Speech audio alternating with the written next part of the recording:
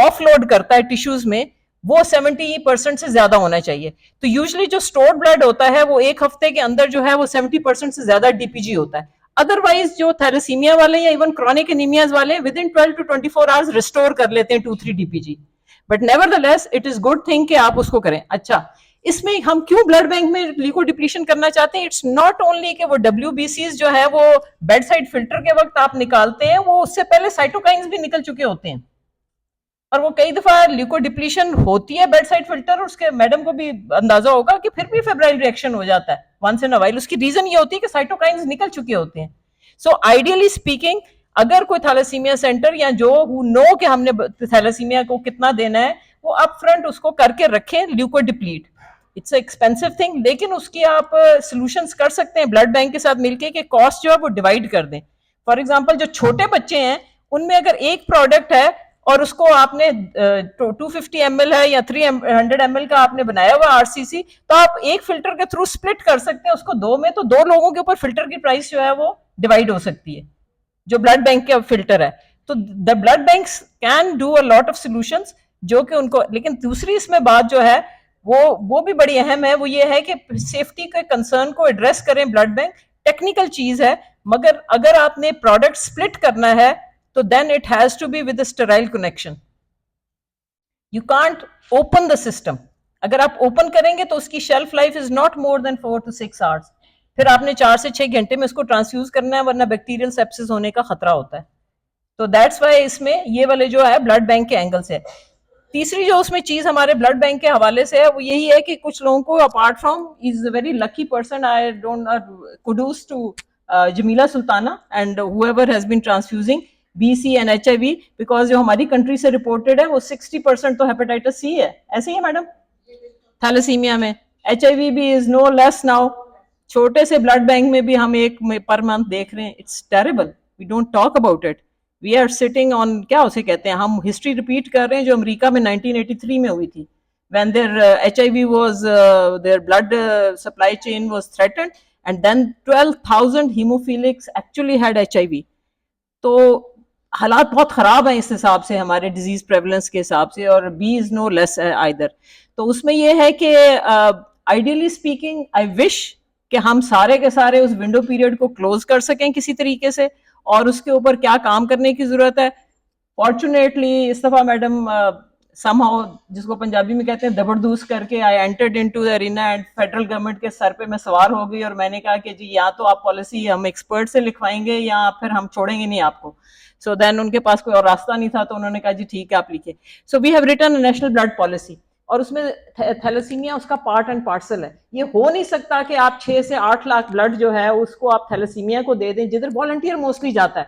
We are not denying the need of the thalassaemia, we say कि उनके पास होना चाहिए, लेकिन हमें यह भी पता है कि यू जस्ट कांट एक्सपोनेंशियली इसको अफोर्ड करते जाएंगे। 8 लाख तो अभी दे रहे हैं 35 लाख में से कलेक्ट करते हुए, तो that is a part and parcel. इसीलिए मैंने ये बात की है कि लेजिस्लेशन जो है वो हमें एनजीओज के ऊपर भी लगानी है, नॉन कोर्सिव, एजुकेटिव, कोऑपरेटिव, कि जी आप उनको एम्पावर करें, आप उनकी कैपेसिटी बिल्ड करें, आप उनको सपोर्ट करें। और सबसे बड़ी अनफॉर्चुनेट बात यह है कि हमारे बहुत सारे professionals, particularly societies, I blame them. मैं पाकिस्तान सोसाइटी ऑफ हेमेटोलॉजी की बहुत बड़ी तनकीद करने वाली खातून हूं, हालांकि I am part of that, कि आप अपनी जिम्मेदारी पूरी नहीं करते। आपकी जिम्मेदारी सिर्फ खाना पीना और लेक्चर देना नहीं है, आपकी जिम्मेदारी पॉलिसी के ऊपर काम करना है और पॉलिसी के लिए एडवोकेसी करना है। How can people not make a right policy अगर प्रोफेशनल उनके जाके राइट एडवोकेसी कर रहे हैं और राइट एविडेंस प्रोड्यूस कर रहे हैं। या आज किसी ने भी सवाल किया, मैडम ने एक्सप्लेन किया, एक्सटेंडेड फैमिली स्क्रीनिंग जन साहब ने न्यूक्लियर जर्नल में छाप दिया, इतना बड़ा काम कर दिया, एविडेंस आ गया, क्या उसी एविडेंस के बेस के ऊपर हम पॉलिसी बना रहे हैं? नहीं। सो हम अपनी जिम्मेदारी पूरी नहीं कर रहे। तो इसलिए यहाँ पे बहुत सारी चीजें, और ये भी कोई शक नहीं है कि साहिब इल्म होते हैं जो किसी मुल्क का जो है ना वो बेड़ा गर्क करते हैं। Thank you very much.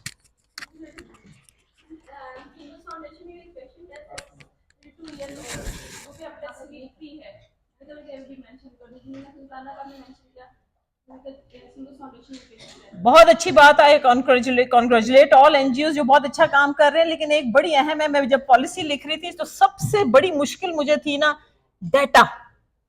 यकीन करें मेरे पास डाटा नहीं था, गवर्नमेंट के पास डाटा नहीं था। डाटा के बगैर आप हवा में प्लानिंग करते हैं और वो गलत प्लानिंग होती है।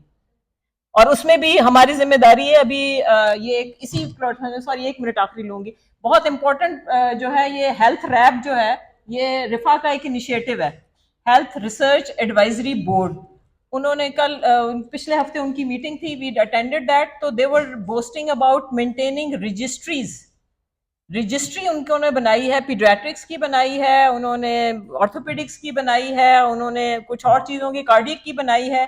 अनफॉर्चुनेटली जो सबसे इंपॉर्टेंट रिक्वायरमेंट है हमारी वो है हेमेटोलॉजिकल डिसऑर्डर्स की, ऑन्कोलॉजी की, वो नहीं है, नेशनल नहीं है। ऑन्कोलॉजी की है लेकिन वो भी लोकलाइज्ड है, पैची है, मतलब शौकत खाना वाले अच्छे बना रहे होंगे, नेशनल नहीं है। अब देखें कौन कौन सी कंट्री रिसोर्सेज एलोकेट कर सकती है बगैर डाटा के,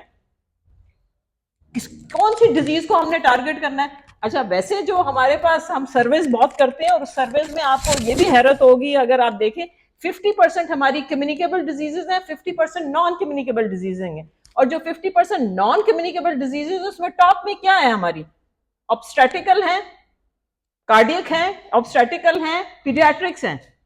और उसमें मेटाबॉलिक जो हमारी अब टॉप पे आ गए हैं, यू नो, बड़ी शर्मिंदगी के साथ 30% डायबिटीज है हमारा। We are 30% prevalence of diabetes major. तो कहां पे हमने रिसोर्सेज डालने हैं, प्रिवेंशन ऑफ डायबिटीज में डालने हैं ना। नंबर 2 जो है हेपेटाइटिस सी है, it used to be Egypt in EMRO region, now we are number 1 in hepatitis C. And how we are transmit, blood is one of the transmission routes, बाकी तो हमें पता है कि वो क्या कर रहे हैं, और हम HIV का तो डाटा ऑनेस्टली दे ही नहीं रहे। तो ये अगर आप डाटा के ऊपर बेस करें, फिर नेशनल रिसोर्सेज एलोकेट करें, फिर कुछ सेंस समझ आता है। लेकिन उसमें जो मैंने अभी 2 पॉइंट आउट किए कि क्योंकि ये प्रोफेशनल लोग बैठे हुए हैं और फ्यूचर के आप लोग हैं, तो please whenever you become part of professional societies, make sure your responsibility is to produce the evidence, take it to policy, translate to policy, advocacy करें उसके, और जहां जहां काम हो रहा है वहां पे प्रोफेशनल की सपोर्ट की जरूरत है, उसको कीजिए। Thank you.